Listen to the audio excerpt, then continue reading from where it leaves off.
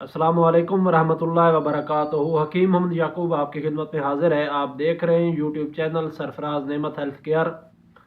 आज का जो मेरा नुस्खा है, आज का जो मेरा मौजू है, वो औरतों में बे औलादी के असबाब या फिर उसका इलाज। मैं इसके मुतालिक आपसे आज थोड़ी सी गुफ्तगू करूँगा।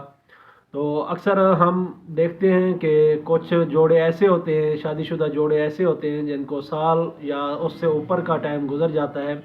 अक्सर हमारे माशरे में ये एक रवायत है कि अगर साल गुजर जाए शादीशुदा लोगों को, शादीशुदा जोड़ों को एक साल गुजर जाए और उनके यहाँ हमल ना हुआ हो या उम्मीद ना हो, तो फिर लोग शक की निगाह से देखते हैं कि या तो औरत के अंदर कोई मसला है या फिर मर्द के अंदर कोई मसला है। ज़्यादातर हमारा जो मुआशरा है उसमें औरत को कसूरवार ठहराया जाता है। मर्द की तरफ किसी की तवज्जो नहीं जाती, ना मर्द अपना टेस्ट करवाते हैं। कुछ वो ये सोचते हैं कि हमारी बदनामी हो जाएगी कि भाई ये मर्द अगर अपने जरासीम की वजह से कमज़ोर है या फिर उसका कोई और नुक्स है तो वो सामने आ जाएगा। तो ऐसी सूरत में ज़्यादातर जो कसूर है वो औरतों को ठहराया जाता है, कसूरवार औरतों को ठहराया जाता है, उनका कसूर बनाया जाता है। ऐसा हरगिज़ नहीं होता। आप अगर ऐसा मसला है तो पहले आप खुले दिल से टेस्ट करवाएं और उसमें आप देखें कि कहाँ पे मसला है। जहाँ मसला हो उसका इलाज किया जाए तो जो आपके मसाइल हैं वो ठीक हो जाएंगे और इंशाल्लाह आपका घर जो है वो खुशियों का गहवारा बनेगा। तो जो जैसा कि हमने आज जो मेरा मौजू है औरतों के अंदर बे औलादी के असबाब के लिए, तो औरतों का इलाज करने से पहले सबसे पहले ये देखा जाए कि मसला मर्द में है या फिर औरत में है। अगर औरत में आप देखते हैं तो उसमें चंद चीज़ें ये हो सकती हैं। चंद चीज़ों के मैं जो अलामात हैं वो आपके सामने रखता हूँ कि इनमें से कोई एक वजह हो सकती है कि औरत का जो हमल है वो औरत के अंदर न ठहर सके। तो उसमें अक्सर ये होता है कि हैज़ का ना आना, यानी कि जो उनके माहाना पीरियड्स होते हैं उनका जो सर्कल है वो नहीं होता पूरा, या फिर आगे पीछे होता है, या ऐसा होता है कि थोड़ा थोड़ा सा आता है और बार बार आता है, यानी कि इरेगुलरिटीज़ होती है इसमें, रेगुलर नहीं होते पीरियड्स। तो इस तरह आप इनका अगर आप इलाज करवाएं तो इंशाल्लाह जो आपका मसला है वो हल हो सकता है। इसके अलावा एक सबब और भी हो सकता है कि औरतों के अंदर बैज़ा उनसा, यानी कि जो अंडे बनने का अमल होता है वो अगर ना हो तो फिर उसमें भी मसाइल होते हैं कि औरत के अंदर जो होता है हमल नहीं ठहर सकता। जब उसके अपने जो अंडे हैं, एग्स हैं, वो नहीं बनेंगे तो हमल जो है वो भी नहीं ठहर सकेगा। तो उसके लिए आप कोशिश करें कि इसका इलाज कर लिया जाए और इस अलामत को दूर कर लिया जाए तो इंशाल्लाह आपका जो मसला है वो हल हो जाएगा। इसके अलावा एक और ये होता है कि अगर बैज़े भी बनते हैं लेकिन जो काज़िफ़ नालियाँ हैं उनके अंदर अगर नहीं आते, उन नालियों के अंदर कोई मसला है, रुकावट है, ब्लॉकेज है या सोजिश वगैरह है नालियों के अंदर, या उनके अंदर बंदिश है यानी कि ब्लॉकेज है, तो उनका इलाज करके आप उसके इस मसले से छुटकारा हासिल कर सकते हैं। पहले यही होता है कि ये चंद असबाब होते हैं इसमें कि इनमें से जो भी सबब तशखीस हो उस सबब के इलाज कर लिया जाए तो इंशाल्लाह आपका जो मसला है वो हल हो जाएगा।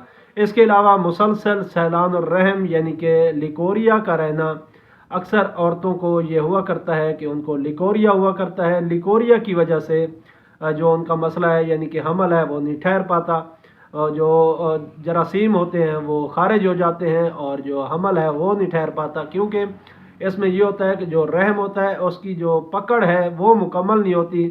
रहम के अंदर से पानी का इखराज होता रहता है और इसी वजह से जो मर्द के जरासीम होते हैं वो नहीं ठहर पाते, तो हमल नहीं ठहरता। इसके अलावा ऐसी औरतें जो सैलान रहम की शिकार होती हैं, अक्सर तो होता है कि कुछ अरसे के लिए अगर सैलान रहम हो गया, लिकोरिया हो गया, तो उन दिनों में अगर हमल नहीं ठहरा तो वो तो ये हो गया। अगर इसके अलावा एक ये होता है कि दायमी सैलान रहम होता है, मुसलसल लिकोरिया रहता है, तो ऐसी सूरत, ये जो सूरत होती है ये काफ़ी ज़्यादा ख़राब होती है।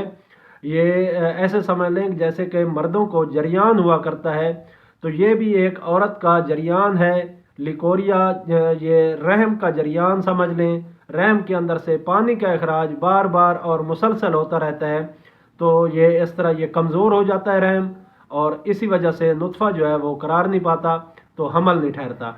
इसके अलावा कुछ और तरीके यानी कि माने हमल दवाइयाँ भी इस्तेमाल की जाती हैं और कुछ और तरीके भी इस्तेमाल किए जाते हैं कि हमल ना हो। तो ऐसी सूरत में भी हमल जो है वो नहीं ठहर पाता, क्योंकि अगर आप दवाइयों का मुसलसल इस्तेमाल करते हैं और अपने जिस्म को उसका आदी बना लेते हैं, माने हमल जो दवाइयाँ हैं उनका जिस्म को अपने को आदी बना लेते हैं, तो ये भी सूरत हाल हो सकती है कि आपका जो हमल है वो नहीं ठहर पाता।